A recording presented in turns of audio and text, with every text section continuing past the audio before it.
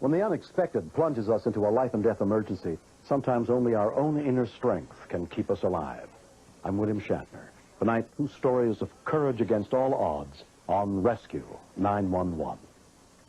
We begin on the afternoon of November 12th, 1989, at a small airport in Frankfort, Indiana, where some friends were enjoying the final weeks before winter set in.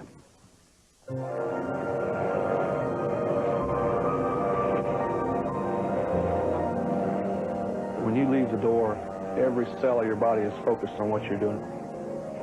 So that's the great part about this sport. It's so totally captivating.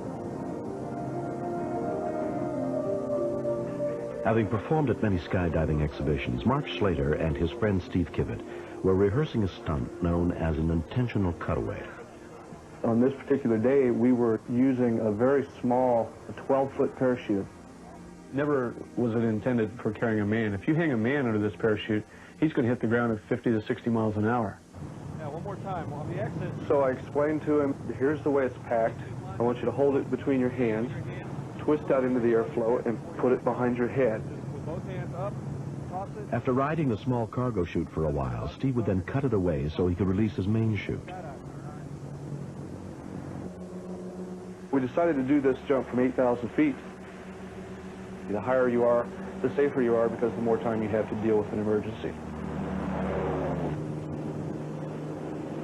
4 other people in the plane were planning to jump at 5,000 feet, including Steve's girlfriend, Angie Sellers. I was getting ready to make a skydive myself. I had a new system that I'd never jumped before, so I was pretty nervous.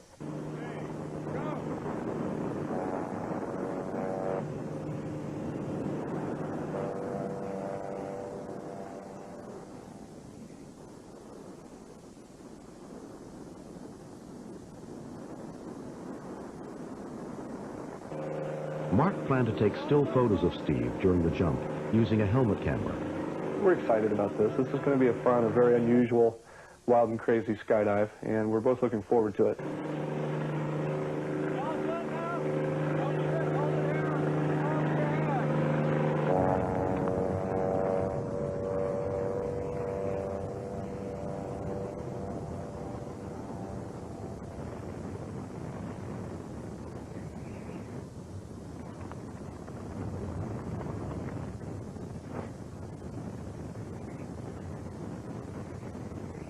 Everything appeared normal.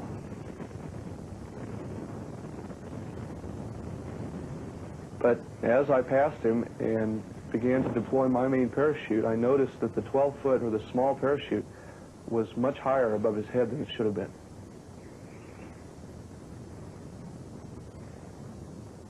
So there's an instant there that something has gone wrong here. I don't know what it is. I hope that Steve knows what it is, but at any rate, we have plenty of time to figure this out. With a 50-mile-an-hour rate of descent and me with a normal open parachute, the only way I could match his rate of descent was to put my canopy in a violent spin. And I'm spiraling and he's roaring out of the sky.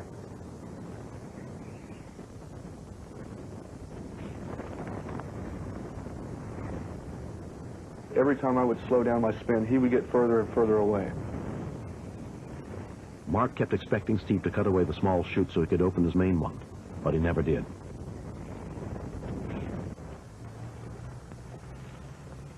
Angie was unaware that Steve was having any problems. And I just touched down to land and didn't even have my gear off. The parachute's just behind me, everything's still on, and somebody yells, "Kivett's in trouble." And I just turned around, where? Come on, Steve, And my heart was going about 1,000,000 miles a minute. We thought, is he just pushing this just to get an extra thrill? What's going on? And he was getting lower and lower, and nothing was happening. No, come on. I knew he was in trouble because at that altitude, if he didn't do something right then, he wasn't going to make it. When we continue, That's when it really started to hit me that, my God, he's going to have to land with this small parachute. And I had no reason to think that he could live through that.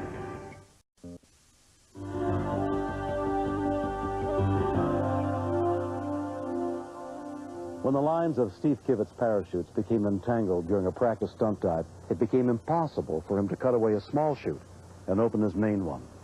Steve was hurtling towards the ground, out of control, at more than 50 miles an hour. Someone called for an ambulance, while Angie and the others rushed toward the area where Steve was headed. Hello, I'm calling from the Frankfort Municipal Airport. We have a skydiving accident off of the airport.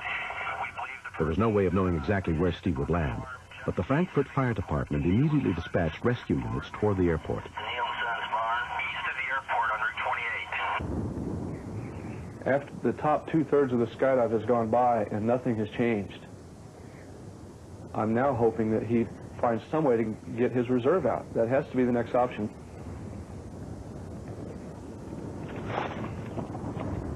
And just as I thought that, he better get his reserve out now, I begin to see the red fabric coming off. But it doesn't catch air, it doesn't inflate. And then it really started to sink in. That's when it really started to hit me that, my God, he's going to have to land with this small parachute. And I had no reason to think that he could live through that. I know what a bounce is. I've never, thank God, witnessed one, but there's no way. There's no way on God's earth a person survives that. Oh, man. Gotta get rid of it, Steve. I was screaming on the way down, just yelling to him, "Get rid of it, Steve, get rid of it."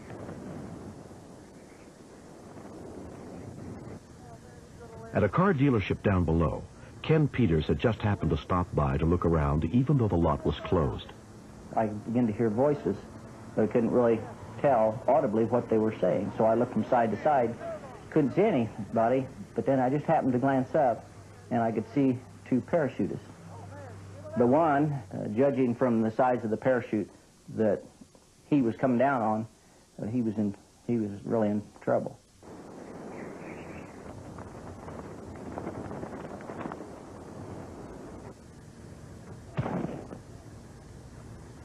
I kind of hated what I was going to see, but I knew that if there was any chance that I had to do something.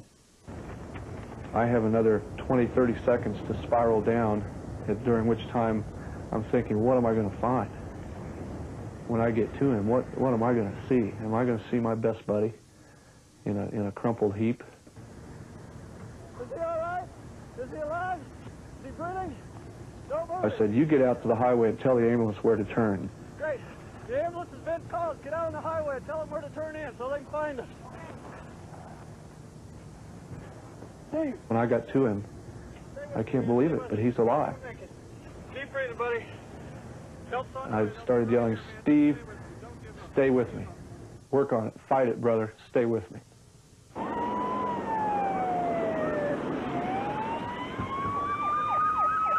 Among the rescuers who treated Steve at the scene was EMT Richard Sheets. I remember thinking there's going to be a very slim chance of this person is surviving a fall from 8,000 feet. He had some minimal bleeding through his ears and nose and mouth, but he was conscious and able to talk to us. Very surprised. Be fine, Steve. Still keep breathing. Where do you hurt, Steve? Just try to relax.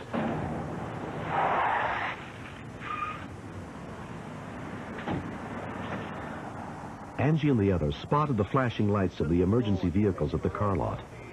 And we looked over there, and I saw blood trickling out of Steve's mouth, and I just thought, there's no way. He hadn't moved at that time or spoken. And then I heard him say, "Where's Angie?" And so I ran over there, and he looks up and says, "Hi, baby," of all things. And I wanted to touch him so bad, but I didn't know where I could, what I could touch. And the paramedic said you could hold his hand.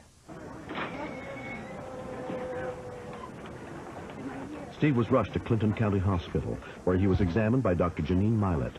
He had injuries everywhere, from head on down. He had breaks in his jaw. He had bleeding into his head. He had breaks in his chest, his ribs, his hip, his ankles. So he really sustained injury everywhere, his entire body. Angie was at the hospital night and day as Steve slowly recovered.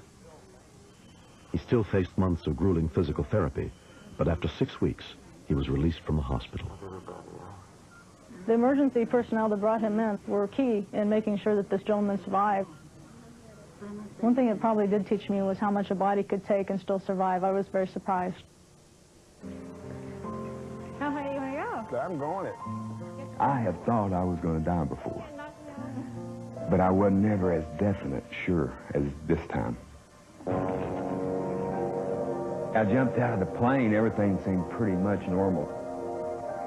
But as I came out, all the lines entangled, which I didn't know at the time. And then I just threw that little parachute, and that's where all the entanglement started. And you've only got a matter of seconds before you know you're in the index. You know that book is over. There's no ifs, ands, or buts about it. You know that you're gonna die, that you just can't change it. But Steve managed to survive in part because he knew how to land so that the impact was spread over his entire body.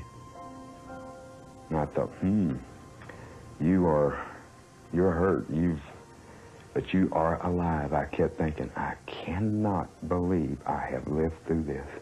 That would have been the thing I wanted to say to everybody that walked up. Can you believe I just lived through that? Can you believe I just lived through that? Amazing. To me, there's only one reason. Steve's sense of survival. He could have just gave up and laid there, and that's been it. But he fought. He fought. A year and a half after the accident, Steve Kivett and Angie Sellers were married. After I started skydiving again, I thought, my goodness, people should never desert their dreams. I really do get to fly.